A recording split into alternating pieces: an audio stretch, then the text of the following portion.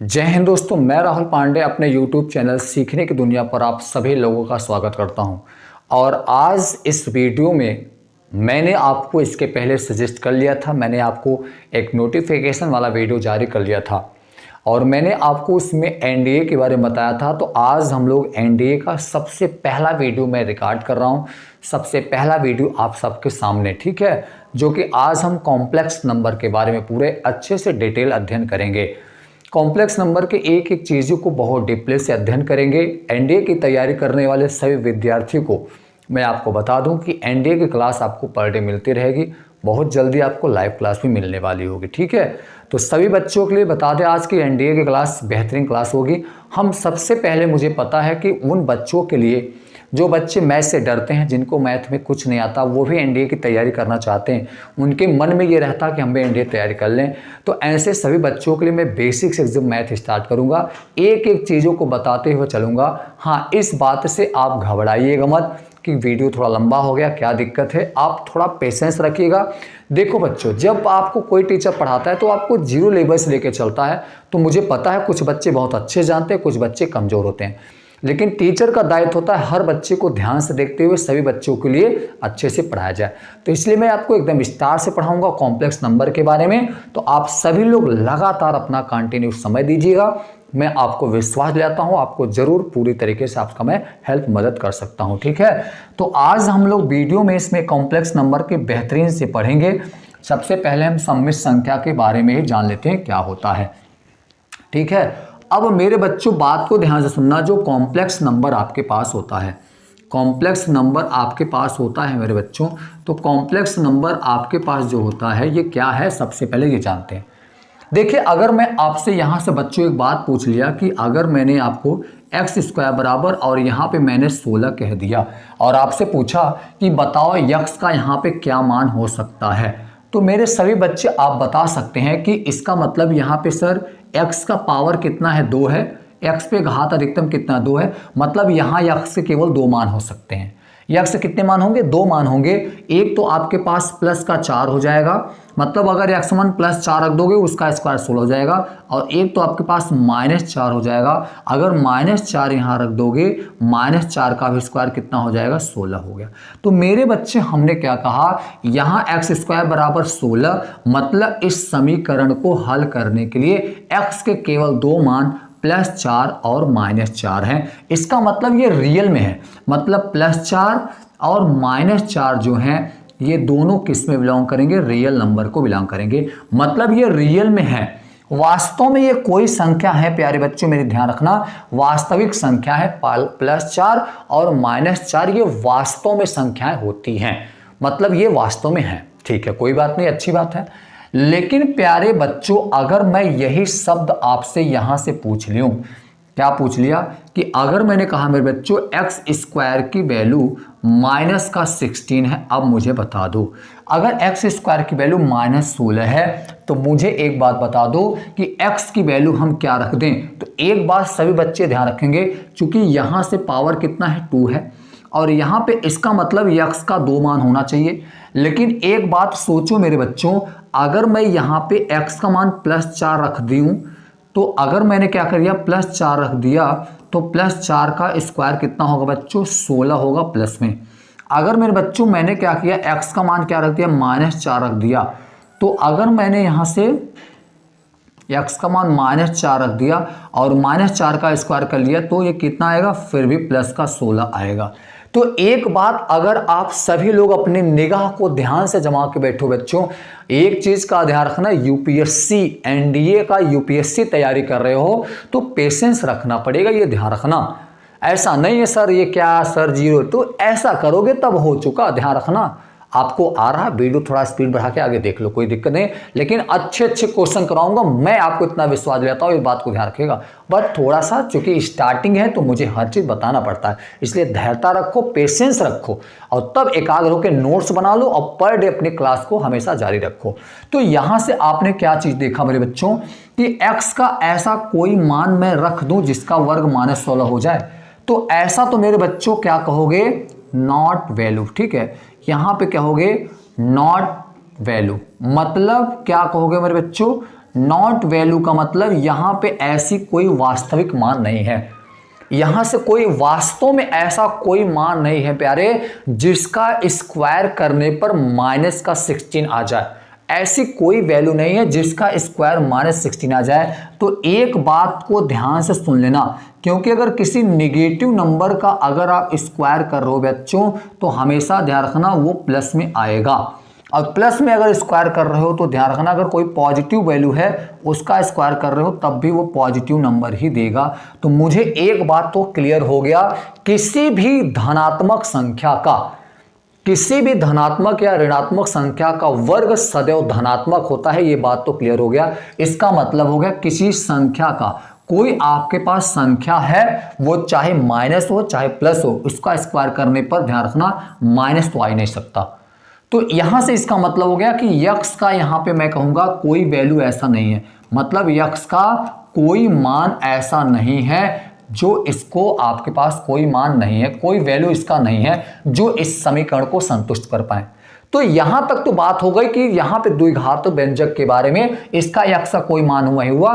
तो यहां पे हमारे एक गणितज्ञ आते हैं, इसके बारे में, इन संबंध के बारे में एक कठिन प्रक्रिया बन गया कि भैया कोई ऐसा संख्या जिसका वर्ग -16 हो जाए, क्या ऐसा कोई हो सकता है क्या? फिर अगर मैं यहां से कह लिया मेरे बच्चों x स्क्वायर बराबर -25 कर दिया, क्या x का कोई मान हो सकता है क्या? तो यहां से कहोगे सर नॉट वैल्यू, मतलब रियल में तो कोई ऐसा वैल्यू नहीं है जिसका स्क्वायर करने पर -25 आ जाए। तो इस संबंध को, इस जटिल प्रक्रिया को, ये जो जटिल प्रक्रिया है कि ऐसी संख्या नहीं होगा, तो हमारे श्री एक आयलर गणितज्ञ आते हैं। क्या? आयलर। कौन आते हैं प्यारे बच्चों, जल्दी बता दो। आयलर। आयलर आते हैं। आयलर ने इस कठिन से समस्या का उलझाया, इस कठिन से समस्या को निदान किया कि भैया घबराइए मत, मैं हूं जिंदा, मैं जिंदा हूं। आयलर ने ऐसा कहा, मैं हूं, घबराइए मत। अब उन्होंने क्या बताया? आयोटा, ठीक है, आयोटा, IOTA, ठीक है, आयोटा। आयोटा के पहले अक्षर को आई से प्रदर्शित करने के लिए उन्होंने कहा कि अगर ऐसी कोई संख्या है जहां पे ये जटिल प्रक्रिया बनती है तो ऐसी संख्याओं को हम क्या करते हैं, तो उन्होंने कहा कि अगर x स्क्वायर बराबर -16 है तो कोई बात नहीं, घबराने की जरूरत नहीं है, स्क्वायर हटा दो उधर, जब स्क्वायर हटा दोगे तो हो जाएगा -16। इसका मतलब हो गया x बराबर, मैं इसको मेरे बच्चों मुझे पता है आप सबको ये चीज़ को जानकारी होगा, इसे कैसे लिखोगे तो लिख सकते हो 16 मल्टीप्लाइज माइनस का 1 लिखोगे क्या, तो ये हो जाएगा x बराबर, फिर मैं यहाँ से अलग अलग कर सकता हूँ 16 मल्टीप्लाइज माइनस का 1, 16 मल्टीप्लाइज माइनस का 1। और एक बात सभी प्यारे को याद होगा, एक बात सभी लोग ध्यान से अपने निगाह से देखो, ये जो माइनस का 1 लिखा गया रूट में, इसी को आयलर ने बताया है I2 से, इसी को आयलर ने बताया ये पहला अक्षर I से प्रदर्शित करता है। I फॉर यहाँ पे इमेजरी, I फॉर इमेजरी, मतलब हम केवल कल्पना कर लेंगे कि वास्तव में ऐसी कोई संख्या नहीं है, लेकिन कल्पना कर लेंगे कि कोई ऐसी संख्या है। तो ये x बराबर कितना आ जाएगा, अब तो मैं इसका रूट में 16 का स्क्वायर रूट निकाल सकता हूँ 4, और इसको वैल्यू में क्या लिखता हूँ, I लिख लूंगा। इसका मतलब यही आपके पास इमेजरी पार्ट हो गया। तो यहां से ध्यान से सुनना मेरे बच्चों, रूट में -1 की वैल्यू I लिखा, ये बताने वाले कौन थे, आयलर थे। आयलर ने कहा कि अगर कोई संख्या है ऋणात्मक है, जिन संख्याओं का वर्गमूल ऋणात्मक हो, ऐसी संख्याओं के वर्गमूल को ध्यान रखना हम क्या बोलते हैं, काल्पनिक संख्या बोलते हैं। मतलब केवल हम कल्पना करेंगे, क्या करेंगे प्यारे, केवल हम कल्पना करेंगे, सोचेंगे ऐसा कोई है, पर वास्तव में संख्या नहीं होती, ये बात को ध्यान रखना। एक खास पॉइंट आप नोट कर लीजिएगा, मैं बता दे रहा हूं। देखिए, वास्तविक संख्याओं को संख्या रेखा पे प्रदर्शित कर जा सकता है, मतलब जो आपके पास रियल नंबर होते हैं, ध्यान रखना, रियल नंबर को किसी भी नंबर लाइन पे रिप्रेजेंट की जा सकती है, पर जो इमेजरी नंबर होते हैं can not be representation of the number line. हम एक संख्या रेखा पे काल्पनिक संख्याओं को प्रदर्शित नहीं कर सकते, इमेजरी संख्या को किसी नंबर लाइन पे प्रदर्शित नहीं कर सकते, ये बात को ध्यान रखना। अगर कोई आपके पास नंबर लाइन है, संख्या रेखा है, तो ध्यान रखना, तो संख्या रेखाओं पे हम जो कॉम्प्लेक्स नंबर होता है, मैं यहाँ पे लिख देता हूँ, यहाँ से लिख देता हूँ, इन संख्याओं को नंबर लाइन पे इनको हम नंबर लाइन पे ध्यान रखना रिप्रेजेंट कर सकते हैं। नंबर लाइन पे हम इन्हें व्यक्त कर सकते हैं, व्यक्त नहीं कर सकते, बात ध्यान रखना, नहीं कर सकते। नंबर लाइन पे रिप्रेजेंटेशन इनका नहीं कर सकते, लेकिन अगर आपके पास वास्तविक संख्या है, मतलब यहां से देखा जाए तो वास्तविक संख्या है, हम इनको नंबर लाइन पे प्रदर्शित कर सकते हैं। मतलब रियल नंबर को आपके पास जो होती है रियल नंबर है, इन्हें रियल नंबर को हम लोग नंबर रेखा मतलब संख्या रेखा, नंबर लाइन संख्या रेखा पर हम लोग इसको व्यक्त कर सकते हैं। ये बात को ध्यान रखना, व्यक्त कर सकते हैं, ये बात सभी लोग ध्यान रखना।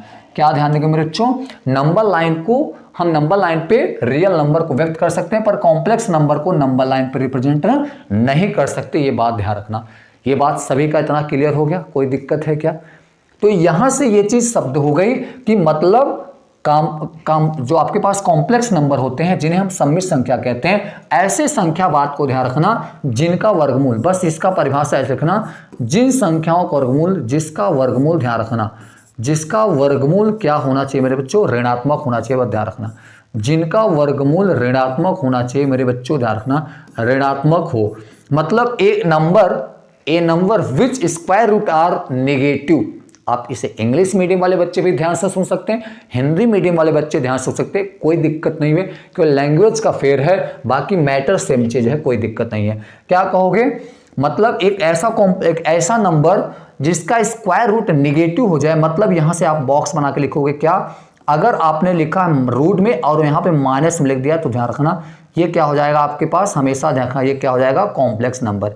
क्या हो जाएगा प्यारे बच्चों, मेरे बच्चों ध्यान रखना, कॉम्प्लेक्स नंबर हो जाएगा।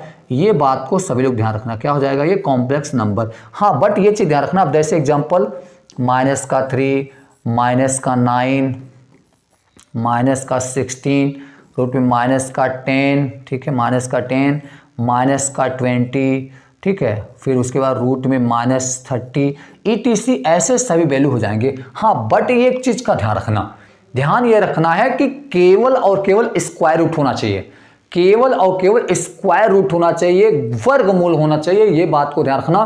क्यूब रूट या फोर्थ रूट का मैं बात नहीं कर रहा हूं, मैं स्क्वायर रूट का बात कर रहा हूं, वर्गमूल का केवल बात कर रहा हूं, ये चीज आपको ध्यान रखना। सबको क्लियर हो गया ये चीज? चलिए अब आगे चलते हैं, ध्यान से सुनना। अब यहां ने आयलर ने क्या बताया मेरे बच्चों, ध्यान से सुनना। अब इन्होंने बताया कि जो आपके पास कॉम्प्लेक्स नंबर होता है, चलो यहां से उन्होंने क्या बताया कि जो आपके पास कॉम्प्लेक्स नंबर होता है मेरे बच्चों, कॉम्प्लेक्स नंबर आपके पास जो होता है, ठीक है, कॉम्प्लेक्स नंबर, तो कॉम्प्लेक्स नंबर क्या होता है, ध्यान से सुनना। इसमें क्या होता है, एक कॉम्प्लेक्स नंबर जो होता है, एक आपके पास रियल पार्ट होता है, मतलब कॉम्प्लेक्स नंबर दो संख्याओं का एक पेयर कह लीजिए आप होता है, दो संख्याओं का पेयर होता है जिसमें एक भाग रियल होता है, दूसरा भाग इमेजरी होता है। मतलब एक भाग आपके पास रियल है और दूसरा भाग आपके पास क्या होता है, इमेजरी पार्ट होता है, वो आपका कॉम्प्लेक्स नंबर बन गया। हर सम्मिश्र संख्याओं को दो रूप में लिखा जाता है। पहला आप लिखोगे यहाँ पे मान लो x और यहाँ पे ले लोगे i, y। अब यह ध्यान रखना, हर कॉम्प्लेक्स नंबर का जो स्टैंडर्ड फॉर्म होता है वो इसी फॉर्म में होता है।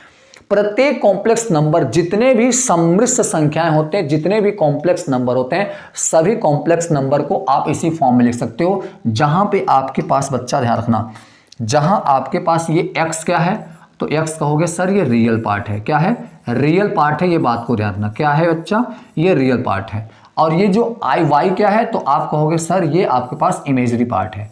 क्या है, ये इमेजरी पार्ट है, बात को ध्यान रखना। क्या है बच्चा, इमेजरी पार्ट मतलब काल्पनिक भाग है। क्या है, काल्पनिक भाग है, ये बात को ध्यान रखना।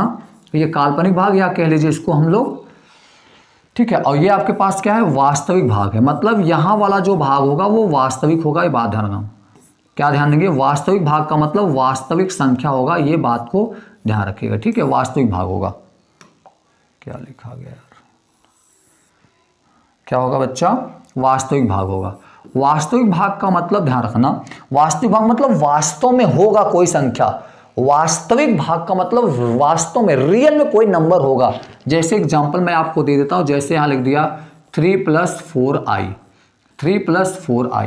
इसका मतलब ध्यान से देखा जाए तो ये जो 3 है बच्चा, वो क्या है, आरी पार्ट है, रियल पार्ट है। और ये आपके पास जो 4i है, ये क्या है, इमेजरी पार्ट है। ये क्या है, इमेजरी पार्ट है, ये रियल पार्ट है। हमारे ख्याल से ये तो क्लियर हो गया होगा। क्या इतनी बात सबका क्लियर हो गया। तो कॉम्प्लेक्स नंबर का स्टैंडर्ड फॉर्म होता है, हर कॉम्प्लेक्स नंबर का जो स्टैंडर्ड फॉर्म्स होता है, स्टैंडर्ड फॉर्म का मतलब क्या है? स्टैंडर्ड फॉर्म का मतलब होता है कि जितने भी कॉम्प्लेक्स नंबर उनका एक मानक रूप होता है, उनका एक रूप बनाया जाता है कि हर कॉम्प्लेक्स नंबर इसी फॉर्म में होते हैं, वही यहां पे है। हर कॉम्प्लेक्स नंबर का जो स्टैंडर्ड फॉर्म होता है वो होता है z = x + iy। यहां पे i ही बता रहा, क्या इमेजरी पार्ट है, ये बात है, ये इमेजरी पार्ट है i, ध्यान रखना। और मैंने अभी आपको बताया था, अब i के बारे में कहानी सुनो क्या है। अब भी बताया, यहां पे आयलर के द्वारा ये चीज बताया गया था। कौन बताया था प्यारे? आयलर हमारे पास एक गणितज्ञ है, आयलर के द्वारा ये चीज बताया गया था कि i की जो वैल्यू होता है मेरे बच्चों, ध्यान रखना, रूट में -1 होता है। क्लियर हो गया? अब यहां से अगर मैं इसको हटा दूंगा यहाँ पे तो कितना आ जाएगा? ये हो जाएगा i², और i² की वैल्यू कितना आ जाएगा प्यारे बच्चों? -1। क्लियर हो गया? -1 हो जाएगा, ध्यान रखना, ठीक है। अब बच्चा अगर मैं iq की वैल्यू निकालना चाहूँ तो कितना हो जाएगा? तो iq का वैल्यू बच्चों यहां से मैं लिख सकता हूँ i² × i, लिख सकते हो कि नहीं? और i² का वैल्यू ध्यान दो, i² का वैल्यू -1 हो जाएगा, तो -1 रख लोगे और यहाँ i हो जाएगा, तो क्या कहोगे? -i हो जाएगा। अगर मैं यहां से कह दिया सर i⁴ का बताओ कितना होगा, i⁴ की वैल्यू, तो इसे क्या लिखोगे बच्चा? आप लिखोगे सर i² × i² लिख दूंगा। बहुत बढ़िया, कितना अच्छा लड़का है ये। i² का वैल्यू कितना हो जाएगा? -1। i² का मान -1 मल्टीप्लाई कर लो, कितना आ गया? 1 आ गया। कितना आ गया? 1। अब ध्यान से अपनी तीसरी आंख से देखो, ध्यान से अपनी तीसरी आंख से बच्चा देखो स्क्रीन बोर्ड को, i की वैल्यू देखो, i के यहां ध्यान रखना, i की वैल्यू कितना आया है? -1 आया है, सॉरी रूट में -1 आया, i आया है, उसका -1 है, i1। तो यहां से एक बात सभी हमारे बच्चे नोट कर लेंगे और थोड़ा सा मुस्कुराएंगे, क्या? i का जितना भी वैल्यू हो, i का किसी भी वैल्यू हो, ध्यान रखना, हमेशा ध्यान रखना, या तो -1 आएगा, या तो आपके पास रूट में -1 आएगा, या तो फिर केवल -1 आएगा, या तो फिर आपके पास -i आएगा, और या तो फिर 1 आएगा। ये बात सभी ध्यान देंगे। i का इससे ज्यादा मान कुछ भी नहीं आ सकता। दुनिया का कोई भी घात ले लो, आप दुनिया का कोई भी घात ले लो प्यारे, i की जो वैल्यू होगी इससे ज्यादा कुछ नहीं होगी। ये बात को ध्यान रखना, ये बात को ध्यान रखना, इससे ज्यादा दुनिया में कुछ नहीं हो सकता। i के केवल यही 4 मान होंगे, ये बात को ध्यान रखना। क्लियर हो गया? अब ध्यान से सुनना, फिर मैं आपको बता रहा हूं, एक नोट पॉइंट और नोट कर लीजिएगा, एक प्यारा सा नोट पॉइंट और करिएगा। क्या नोट करेंगे? i का जो कुछ महत्वपूर्ण थ्योरम है इसको अच्छे समझिएगा। क्या कि अगर i के पावर, ध्यान सुनना, i के पावर n है, प्लस में i के पावर n+1 है, प्लस में i के पावर n+2 है, और प्लस में i के पावर n+3 है, तो इन सभी का सम कर दोगे तो हमेशा यहां 0 आएगा। ये बात सभी बच्चे मुस्कुराते हुए याद कर लेंगे। और यहां पे एक खास ध्यान रखना है, n belong to n, n किसी भी इंटीजर, किसी भी पॉजिटिव इंटीजर के लिए हमेशा ये सत्य होगा। आप कोई भी यहां पे पॉजिटिव इंटीजर वैल्यू ले लो, इससे कोई दिक्कत, कोई प्रॉब्लम, कोई समस्या नहीं होगा, बट वो इंटीजर होना, सॉरी यार, नेचुरल नंबर होना चाहिए। तो हमेशा ध्यान रखना, i, n+1, n+2, n+3, इन सभी का सम हमेशा 0 होता है। हम इसे लर्न कैसे करेंगे बच्चों? हम इसे लर्न करेंगे सम ऑफ, ठीक है, मतलब हम यहां पे अगर इसको देखें, मतलब सम ऑफ 4 टर्म्स ऑफ ऑर्डर पे, मतलब क्रमित युग में होना चाहिए, क्रम से होना चाहिए। क्या होना चाहिए? क्रम से होना चाहिए, मतलब ध्यान रखना क्रमागत होना चाहिए। एक एक करके अगर देखा जाए, सभी का अगर हम सम कर लें तो उनका सम हमेशा 0 होता है। मतलब अगर मैं यहां पे एक छोटा सा एग्जांपल मार दूं, अगर मेरे बच्चों, अगर मैं थोड़ा सा यहां पे एक एग्जांपल मार दूं छोटा सा, देखो क्या है एग्जांपल, मैं बता देता हूं इसका मतलब क्या है। अगर मैंने यहां पे लिख दिया i⁻11 plus i⁻12 plus i⁻13 और प्लस में लिख दिया i⁻, क्या लिख दिया? 14, तो अब ध्यान रखना इसका आंसर कितना आएगा? 0। डायरेक्ट कहोगे सर इसका आंसर 0 आएगा, और नहीं तो आप इसे सॉल्व करके भी लगा सकते हो। चलो आ जाइए आगे चलते हैं i की वैल्यू पे। अब एक बात ध्यान रखना, अगर हमसे पूछ लिया जाए मेरे बच्चों i⁻8 की वैल्यू बताओ कितना आएगा, तो i⁻8 का मतलब मेरे बच्चों ध्यान से सुनना, क्या हो जाएगा? ये यहाँ से क्या हो जाएगा, तो मैं क्या करूंगा इसमें, अब देखो सुनो, इस कंडीशन को याद रखो। चूंकि मुझे एक बात पता हो गया है, क्या पता है कि i की पावर, ध्यान रखना, i की पावर 4 की वैल्यू कितनी होती है, 1। तो हमारे दिमाग में एक बात मेरे बच्चों हमेशा सेट रहेगा, क्या सेट रहेगा, i की पावर 4 की वैल्यू हमेशा 1 होती है। दिमाग में सेट कर लो, i की पावर 4 की वैल्यू 1 होता है।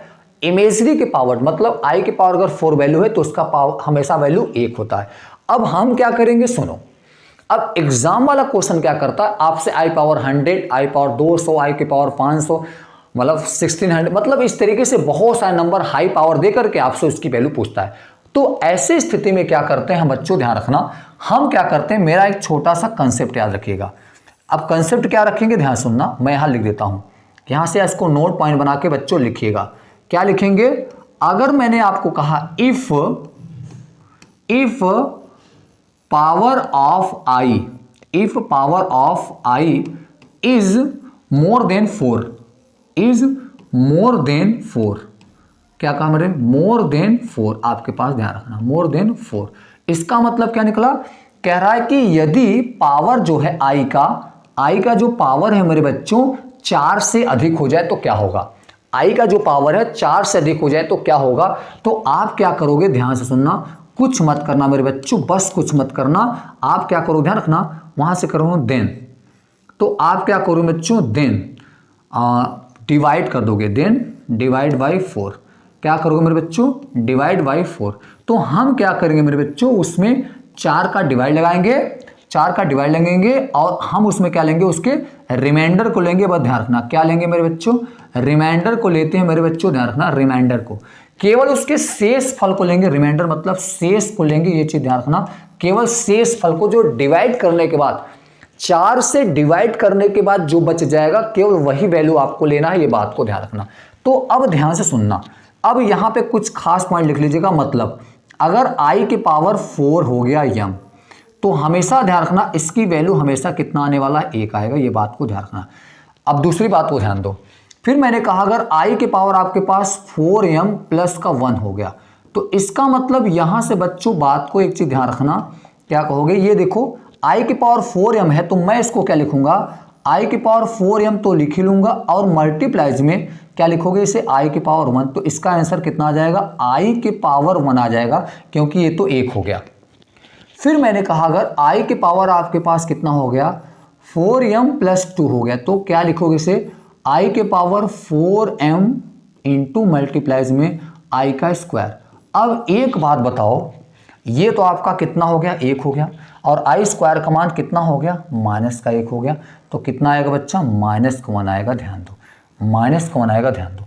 फिर आपको क्या ध्यान रखना, i की पावर 4m प्लस का 3 हो जाए, 4m प्लस 3 हो जाए, क्या हो जाएगा, ये i की पावर 4m और इंटू में हो जाएगा i के पावर क्यूब, और आपको पता है i की पावर 4m 1 हो जाएगा, i की पावर क्यूब, और i की पावर क्यूब का मैंने वैल्यू यहाँ बता रखा है, माइनस i हो जाएगा, तो यहाँ रख लोगे माइनस का i रख लोगे, बराबर कितना आएगा, माइनस का i। और मैंने अभी आपको यही बात बताया था बच्चों, क्या बताया था कि आप i का पावर दुनिया में कोई भी ले लो, i की पावर 50 ले लो, i की पावर 100 ले लो, i की पावर 1 लाख ले लो, i की पावर 9 लाख ले लो, डोंट वरी, कोई प्रॉब्लम नहीं होगी, हमेशा और हमेशा वैल्यू इन्हीं चारों में से कोई ना कोई आएगा, यही इन्हीं चारों में से आएगा, इससे चारों में से ज़्यादा वैल्यू नहीं आ सकता। आप दुनिया का कोई भी पावर ले लो i का, इससे कोई दिक्कत नहीं होगी। मेरे ख्याल से आप सभी को ये चीज़ क्लियर हो गया कि नहीं, अच्छे से क्लियर हो गया है, मज़ा आ गया, चलिए मज़ा आएगा, बस कंटिन्यू रखो, एक एक चीज़ को बताऊंगा, एक एक चीज़ आपका मैं छूटने नहीं दूंगा, कोई चीज़ ध्यान रखना, एक एक चीज़ को बताते हुए चलूंगा, ये चीज़ ध्यान रखना। सबका इतना क्लियर हो गया क्या, मुझे जल्दी से बताइएगा, हाँ चलिए सबका क्लियर हो गया है ना। चलिए अगले चलते हैं, आज को थोड़ा सा इस पर हम आपको कुछ देखते हैं, ठीक है, आ जाओ, ठीक है, अब बात को थोड़ा सा समझो ना। अच्छा क्लियर हो गया इधर पूरा टॉपिक इधर, ठीक है बेहतरीन। अब इधर समझो, अब थोड़ा सा इस पर और कंसेप्ट समझ लो, ठीक है। अब आ जाओ समझते हैं। अब मेरे बच्चों एक चीज़ ध्यान रखना, कॉन्जुगेट समझो, क्या कॉन्जुगेट समझो, क्या समझो मेरे बच्चों, कॉन्जुगेट क्या होता है, conjugate of complex number, conjugate of complex number, complex number, conjugate of complex number. Conjugate मतलब मेरे बच्चों ध्यान रखना संयुग्मी, क्या देंगे हम, संयुग्मी, ध्यान रखना संयुग्मी सम्मिश्र संख्या, संयुग्मी सम्मिश्र संख्या। अब कॉन्जुगेट क्या होता है, आइए हम उसको देखते हैं। कॉन्जुगेट, अब मेरे बच्चों एक चीज ध्यान रखना, कॉन्जुगेट नंबर्स क्या है। अगर मैं कॉन्जुगेट का बात कर लेता हूं, अब थोड़ा सा ध्यान से सुनना, कैसे बनाओगे सुनो। हम क्या करते हैं, एक सम्मिश्र संख्या होगा, आपके पास एक कॉम्प्लेक्स नंबर होगा, कॉम्प्लेक्स नंबर को क्या लिखा मैंने, आपने लिख लिया x प्लस आई वाई, ऐसा आपने लिख लिया, ऐसा आपने लिख लिया। अब इसमें तो ये आप तो क्लियर हो गया होगा कि सर इसमें रियल कौन है, इमेजरी क्या है, ये तो पहचान लोगे अच्छे से, कौन सा रियल पार्ट है और कौन सा इमेजरी पार्ट है, ये तो क्लियर है आपका। देखो तो ये क्या है आपके पास, ध्यान दो, ये क्या है, ये आपके पास रियल पार्ट है, मतलब ये वास्तविक भाग है, इसे हम रियल पार्ट कहेंगे। और ये वाला जो आपके पास होता है, ये क्या है, ये इमेजरी पार्ट है, क्या है, ये इमेजरी पार्ट है, काल्पनिक भाग है। ये चीज तो क्लियर हो गया, क्लियर हो गया। अब आपको मैं ध्यान से देखूं तो ये रियल पार्ट है, ये इमेजरी पार्ट है। तो आपका जो कॉन्जुगेट होता है, ये आपके पास देखो जेड क्या है, कॉम्प्लेक्स नंबर का सिंबल है, ठीक है। अगर मैं इसका कॉन्जुगेट निकालूंगा, ध्यान से सुनना, अगर मैं इसका क्या निकाल दूंगा, कॉन्जुगेट, ठीक है। कॉन्जुगेट मतलब मेरे बच्चों संयुग्मी, ध्यान रखना क्या होगा, संयुग्मी। अगर मैं जेड का कॉन्जुगेट निकालूंगा तो इसको मैं लिखूंगा जेड बार लिखूंगा, बात को ध्यान रखना। सभी बच्चों एक बात ध्यान से सुनना, एक एक पॉइंट को ध्यान दो। किसी कॉम्प्लेक्स नंबर का जो इसका कॉन्जुगेट होता है, हमेशा उसके ऊपर बार लगा देते हैं, जेड बार लगाएंगे, क्या लगाएंगे, जेड बार। तो यहां से बार लगा देने से मतलब उसका कॉन्जुगेट। तो कॉन्जुगेट में करते क्या है मेरे बच्चों, कुछ नहीं करते, रियल पार्ट को जो रहेगा सेम सेम रियल पार्ट वैसे लिख देंगे, इमेजरी पार्ट जैसे का रहेगा, जैसे रियल पार्ट है वैसे का वैसे लिख दोगे, इसका इमेजरी पार्ट जैसे का वैसे लिख देना, कोई दिक्कत नहीं, वैसे लिख देना। हाँ बट ये चीज ध्यान रखना है, उसका साइन चेंज कर देंगे, यहाँ प्लस है तो इसलिए यहाँ क्या कर दोगे, माइनस कर दोगे बस। अगर यहाँ माइनस होता तो यहाँ प्लस कर देते बस। ये इसका आ गया कॉन्जुगेट नंबर, ये इसका कॉन्जुगेट आ गया। इतनी बात समझ में आ गई क्या, ये मेरी बात समझ में आ गया क्या, मुझे जल्दी बता दो, कॉन्जुगेट समझ में आया कि नहीं, मजा आ गया ना। अब ध्यान दो, जैसे मैं अगर एग्जाम्पल यहाँ बता दूं मेरे बच्चों, ध्यान से सुनना, एग्जाम्पल बता देता हूँ, आपका डाउट क्लियर हो जाएगा। जैसे मैंने कहा आपके पास क्या है, 3 + 4i है, z बराबर 3 + 4i है। तो मुझे एक बात बताओ, इसमें रियल पार्ट क्या है, ये वाला पार्ट कौन सा है, सर ये तो रियल पार्ट है, बिल्कुल सही। ये क्या है, सर ये तो इमेजरी पार्ट है, बिल्कुल सही। इतना तो क्लियर हो गया, इमेजरी रियल हो गया, क्लियर हो गया ना, मजा आ गया। अब ध्यान समझो, अगर मैं इसका कॉन्जुगेट निकालूंगा तो कॉन्जुगेट में वही तो कह रहा हूं, कॉन्जुगेट नंबर क्या होता है, कॉम्प्लेक्स नंबर का कॉन्जुगेट निकालने का मतलब हो गया, संयुग्मी निकालने का मतलब हो गया, उसके रियल पार्ट और उसके इमेजरी पार्ट की वैल्यू को नहीं चेंज करना है। उसका जो रियल पार्ट वैल्यू होगा सेम होगा, इमेजरी पार्ट का वैल्यू सेम होगा, बट साइन बदल देंगे बस। यहां पे क्या दिया है, प्लस दिया है, तो क्या करोगे, 3 - 4i कर लोगे बस। देखो रियल पार्ट रियल सेम है, इमेजरी सेम है, प्लस था बस यहाँ पे माइनस आ गया, बस ध्यान रखना, क्लियर हो गया। अगर मैं फिर से इसको एग्जांपल में ध्यान रखना हो, एग्जांपल फिर एक ले लेता हूं, जैसे मैंने z बराबर लिख दिया 2 - 3i, ठीक है, 2 - 3i। अब इसका कॉन्जुगेट लिखना है, तो इसका कॉन्जुगेट लिखोगे तो कॉन्जुगेट क्या हो जाएगा मेरे बच्चों, कॉन्जुगेट इसका हो जाएगा z बार इक्वल टू कितना हो जाएगा, 2 माइनस है तो यहाँ प्लस हो जाएगा 3i। क्या ये बात क्लियर हो गया क्या, फटाक से आप तो पता एकदम क्लियर आ गया ना, अब कोई डाउट नहीं है ना, बिल्कुल। अब आ जाओ समझो, अब कुछ इसमें एक्स्ट्रा पॉइंट समझो, एक्स्ट्रा पॉइंट।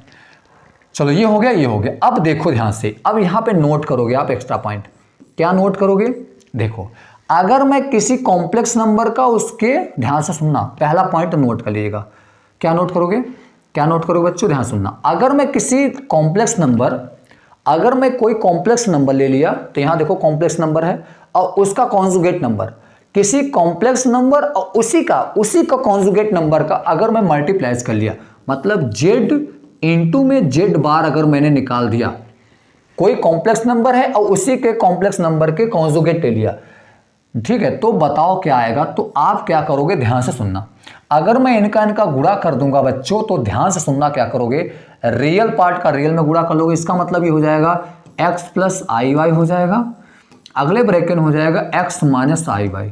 और एक बात ध्यान रखना, मैं इसे विस्तार से बता रहा हूं, लेकिन सवाल लगाते समय ट्रिक बन जाएगा, ये चीज ध्यान से समझोगे तो ट्रिक बन जाएगा। मैं वादा करता हूं आपसे क्वेश्चन बेहतरीन कराऊंगा, और इसी पे क्वेश्चन कराऊंगा।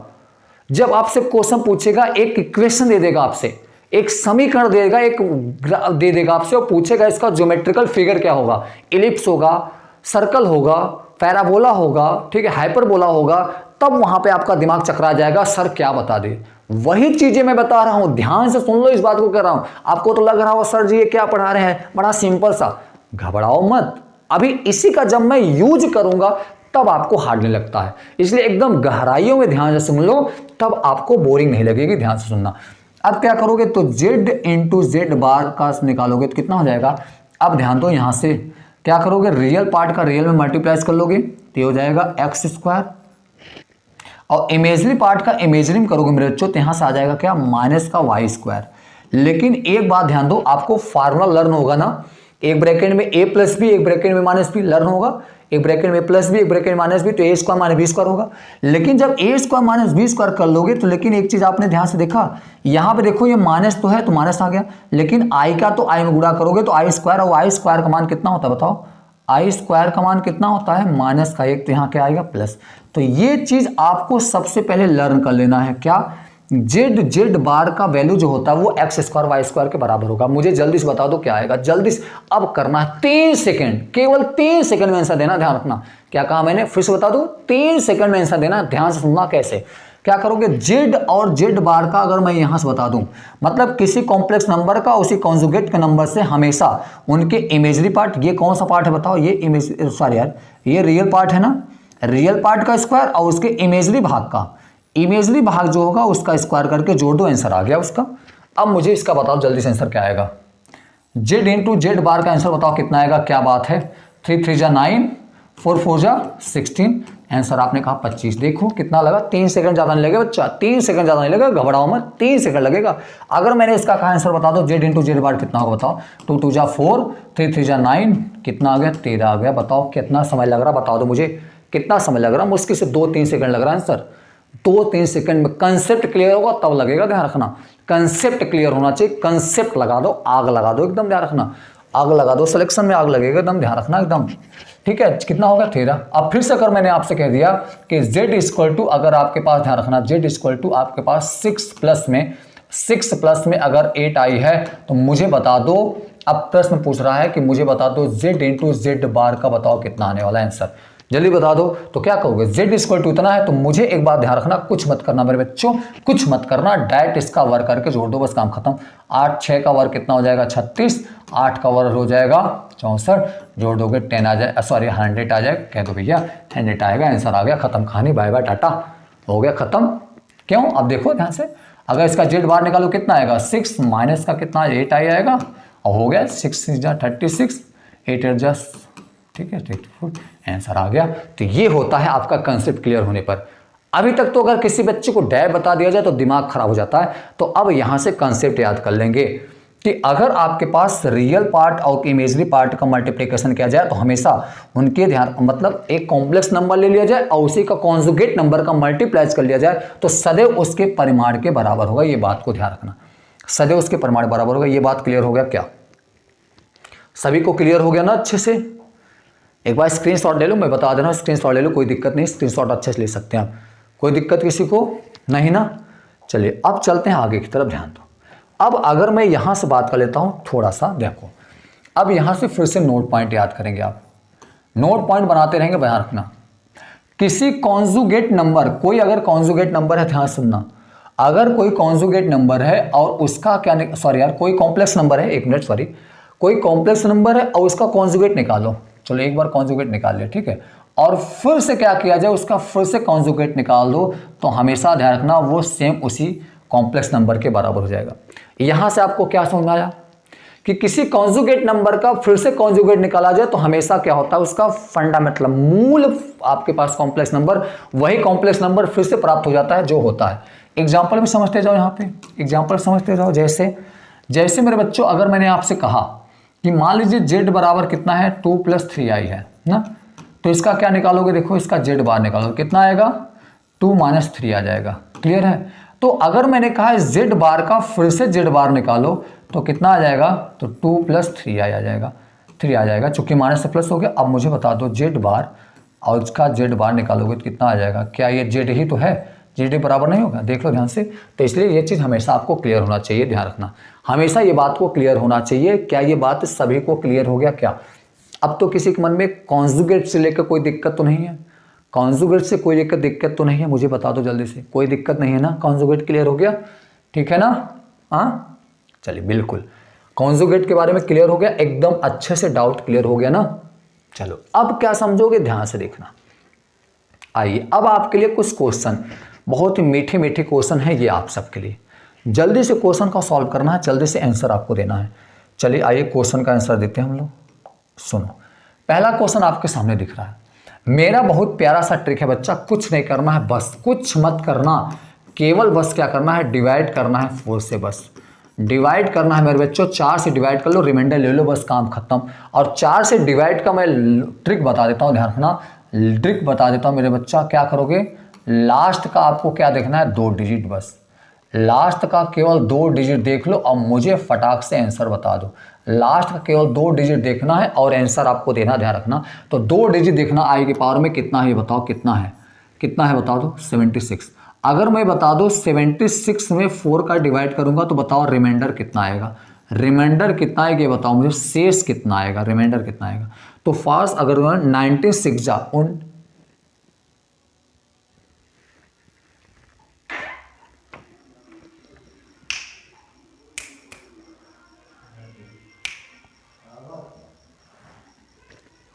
ठीक है, अब ध्यान से सुनना, अब ध्यान से सुनना। अब अगर बात करोगे यहाँ से भाग करो, भाग करो तो 19 से कटा दोगे, तो 4 19 से कटा दो कितना आएगा, 19 चौका 76 हो जाएगा। तो यहाँ पर रिमाइंडर कितना आ गया, 0। रिमाइंडर कितना आ गया प्यारे, 0 आ गया।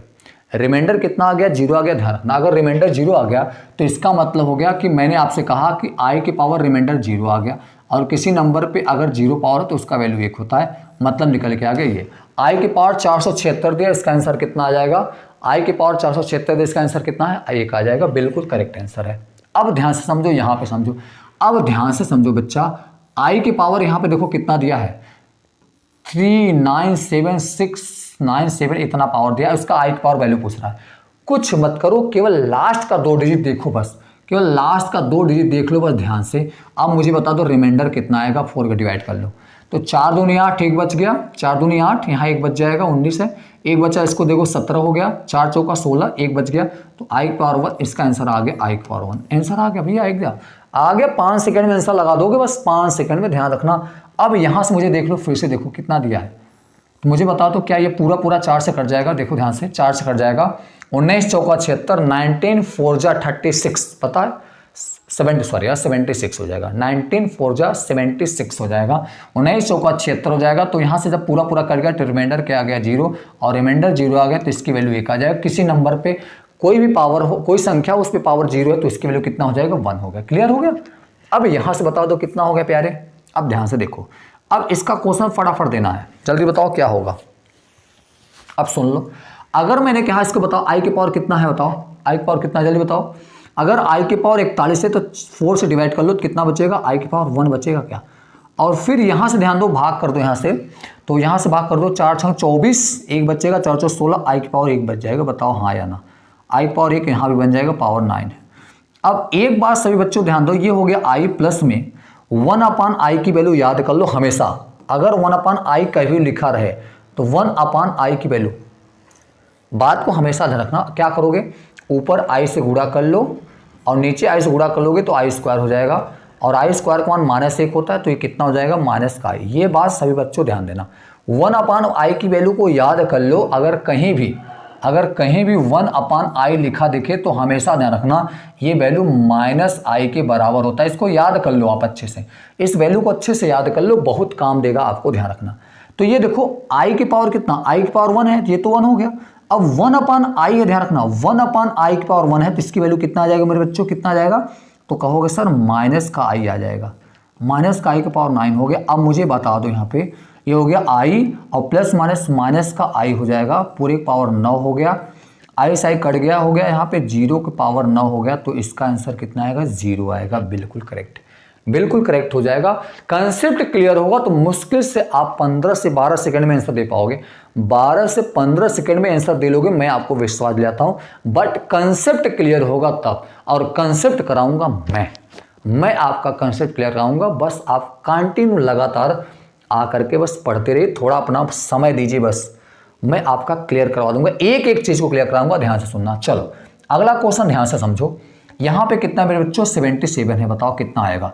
77 है मेरे बच्चों, 4 से डिवाइड कर लो। यहां से अगर मैं डिवाइड कर लूंगा कितना बचे बताओ। 4 1 जा 4, 3 बच गया, 4 9 जा 36, 4 9 36, कितना बच गया 1 बच गया, खत्म। यहां से कितना होगा 4 कटाओ, 4 1 का 4, 3 बच गया, 4 7 28, आई स्क्वायर बन गया। ध्यान दो, प्लस में यहां से भाग कर दो, 4 1 का 4, 4 दूनी 8 और 4 1 का 4, 3 बच गया, ये क्यूब हो गया। और मेरे बच्चों ध्यान रखना यहां कितना बच गया 4 14 है, 4 1 का 4, 4 1 का 4 कट गया, और 4 3 12, 2 बच गया। हाँ सॉरी, हाँ 4 1 का 4 कितना है 4 14 है ना, हाँ ठीक है। 4 1 का 4 हो गया, पूरा कट गया। फिर उसके बाद कितना बचे यहाँ 14 है आपके पास, और 4 3 12, कितना बच गया 2 बच गया। यहाँ पे आप 2 ले लोगे। क्लियर हो गया। अब मुझे बता दो आई है, ये आई हो गया। आई स्क्वायर का मान -1 हो गया, आई क्यूब का मान मेरे बच्चों माइनस का आई हो गया, और आई स्क्वायर का मान कितना हो गया -1 हो गया। ठीक है, आई क्यूब वैल्यू माइनस आई हो गया, आई स्क्वायर माइनस। अब मुझे बता दो आई प्लस आई कट गया, अब -1 कितना हो गया -2। इतनी भौकाली सवाल का आंसर आपने दे दिया मुश्किल से 10-15 सेकंड में। भौकाली क्वेश्चन का आंसर दे लोगे मेरे बच्चों। भौकाली क्वेश्चन केवल आपको डराता है, आप बहुत आराम से दे पाएंगे -2। मेरे ख्याल से सभी का डाउट क्लियर है ऐसे क्वेश्चनों में। ऐसे क्वेश्चनों में सभी का डाउट क्लियर है। संभवतः मुझे आशा है कि मेरे बच्चे समझ गए होंगे। ठीक है, अब अगला क्वेश्चन में एक और बात कर लेता हूं। ये रहा, ये क्वेश्चन को थोड़ा ध्यान दो। ये क्वेश्चन भी आपका दिमाग खराब करने वाला होगा, ये ध्यान रखना। बहुत ही इंपॉर्टेंट क्वेश्चन है। ऐसे क्वेश्चन एनडीए में पूछता है, ऐसे क्वेश्चन एनडीए में पूछता है, आपका दिमाग खराब कर देगा, जिससे आपको थोड़ा सा चक्कर आ जाता है। आधे लोग को, कुछ बच्चों को चक्कर आता, चक्कर मत आना भैया। अब ध्यान से सुनना, चक्कर नहीं आना चाहिए। अब ध्यान से सुनना, कंसेप्ट क्लियर करो। अगर मैं ऐसे क्वेश्चन को फटाफट लगाना चाहता हूं, ध्यान से सुनना।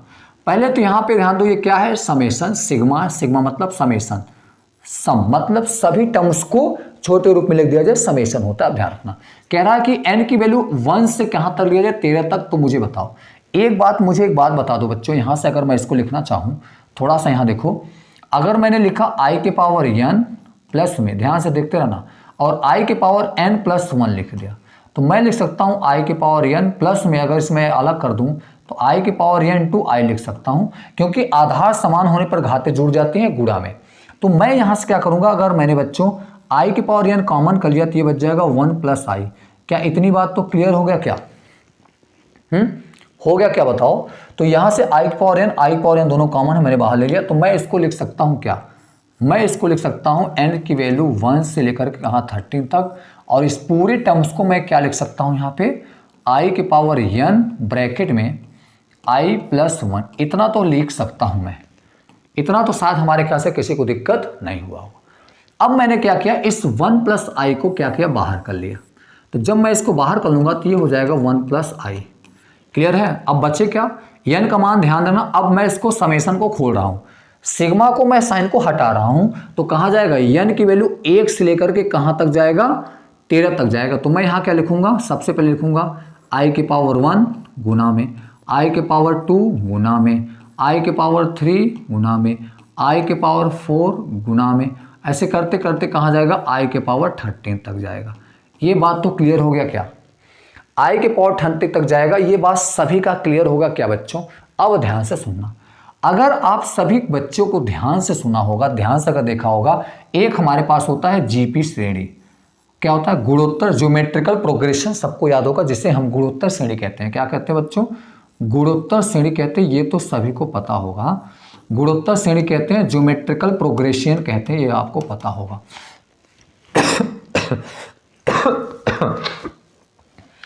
और ज्योमेट्रिकल प्रोग्रेशन क्या, यहाँ पे आपके पास सम क्या होता है इनके, अगर आपके पास गुणोत्तर श्रेणी होगा तो क्या होता है, A R square, A R Q, ऐसे डैडेस होता है। इनका सम निकालेंगे तो क्या हो जाएगा, ये ए ब्रैकेट में r के power n -1 upon r -1, but ये r की वैल्यू 1 से बड़ा होना चाहिए, तो ये ध्यान रखना।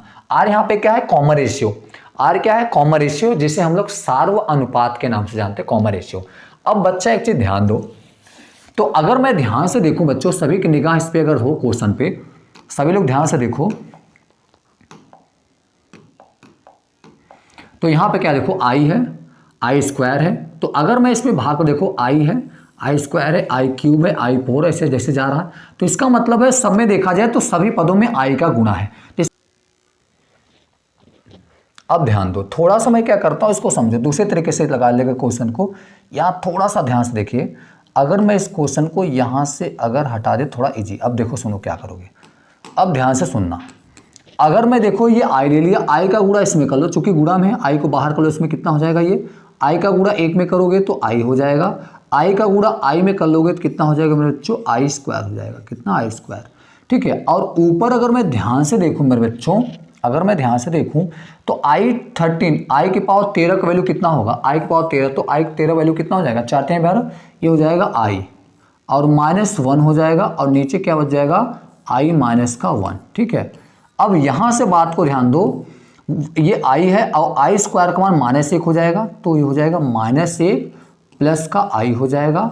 अब यहाँ पे ध्यान दो, ये क्या हो जाएगा, ये हो जाएगा i -1 और ये हो जाएगा i -1, पूरा कट गया, तो हमारा आंसर कितना आएगा मेरे बच्चों, -1 प्लस का i, जो कि ये हमारा करेक्ट आंसर है। कौन से ऑप्शन में है, -1i, option number C correct answer है, option number C correct answer है, बिल्कुल ये चीज़ ध्यान रखना। बहुत ही बेहतरीन क्वेश्चन था मेरे बच्चों, बहुत ही बेहतरीन क्वेश्चन था। क्वेश्चन बहुत लंबा इसलिए गया है, थोड़ा सा ये मुश्किल से 30 से 40 सेकंड लगता, लेकिन थोड़ा सा क्या है, इसमें आपका प्रक्रिया है, बेसिक से आपको एक एक चीज़ इसमें बताना चला। तो ऐसे क्वेश्चन आ सकते हैं, घबराने की कोई ज़रूरत नहीं है, आपका बस केवल और केवल कंसेप्ट क्लियर होना चाहिए।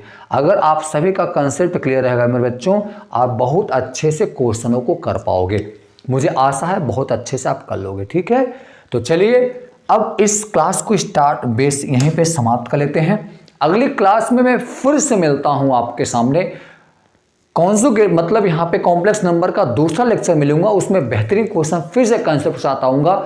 एक बार मैं पूरा 2-3 वीडियो में पूरा कंसेप्ट पढ़ा देता हूँ, उसके बाद फिर मैं आपको बेहतरीन तरीके से एक एक टॉपिक को मैं आपको अच्छे से कवर कराऊंगा, एक एक न्यूमेरिकल को कंसेप्ट कराऊंगा, ठीक है। तो सभी को जय हिंद, राधे राधे।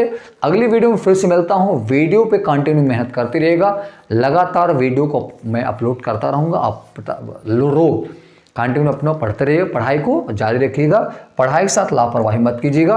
अगर आपको अच्छा लगा हो तो कमेंट में ज़रूर करिएगा, जैसा भी लगे, आपको अच्छा लगा हो खराब लगा हो, कमेंट जरूर करिएगा, और कमेंट करने के बाद मुझे बताइएगा, जैसे मैं आपको दूसरा वीडियो अपलोड कर पाऊँगा, ठीक है। तो चलिए समाप्त कर लेते हैं, जय राधे, जय श्री।